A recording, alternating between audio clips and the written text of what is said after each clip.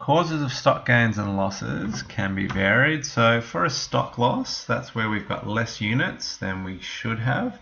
So looking at the numbers we're given there's 47 units actually counted during the stock take, and the stock card says there should be 50. So some reasons why that could happen are undersupply by suppliers. So that's where the supplier delivers less than they claim to have. So in this case, we ordered 12 footballs and the supplier only delivered 10. And maybe it wasn't noticed on the day and it's only been identified months later during the stock take.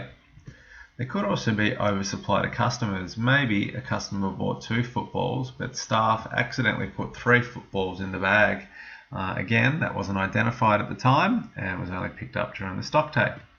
Another reason, and probably the one you think of first, is that theft, either by a customer or a staff member. That's obviously, if someone's gotten away with it, you're not going to identify any stock loss from theft until the stock take's done. There could be a recording error, so maybe in the stock card itself there's 3 looks like an 8, and that causes there to be a stock loss because you have less units than you think you should have.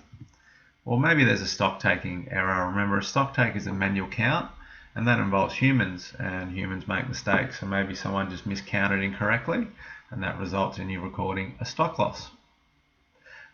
We also might ask you about some strategies for preventing a stock loss. So what can a business do? So there's the obvious things. You can install security measures such as cameras or a security guard maybe. Perhaps on the merchandise itself you could put security tags or sensors. You see those on the doors of a lot of stores and they beep when a customer walks out.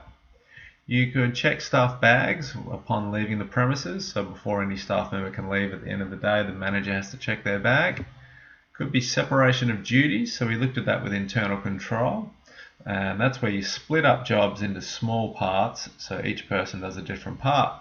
So that could be, for example, the person in Rebel Sport who sells the shoes isn't the same person responsible for putting them through the register and bagging them for the customer. That will prevent a bit of theft. And it could also be, maybe depending on the merchandise, lockable display cabinets, and the only people who can open it are management. What about stock gains? How do they occur? So let's say, for example, we counted up in a stock take 52 units and the stock card says there should only be 50. So this probably seems less likely than a stock loss, but it is actually quite common. Let's look at some reasons why. One could be oversupplied by suppliers. Maybe the supplier made a mistake. They delivered 20 pairs of football boots and you only ordered 15. And maybe the mistake wasn't picked up on the day and it hasn't been picked up until it was counted manually in the stock take many months later. Could be undersupply to customers. A customer buys 3 pairs of boots but only walks out of the store with 2. That does happen. For instance, at the supermarket, that could be quite common. A customer might have 10 bags of groceries, and because there's so many, might leave one behind.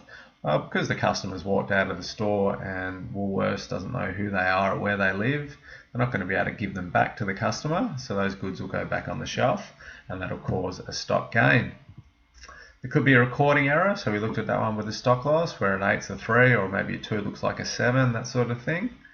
And lastly, like with a stock loss, there could be a stock taking error. Again, we're using humans to do the stock take, and that might mean that someone just double counts, for example, and I accidentally counted 52 footballs instead of 50, and you'd end up with a stock gain.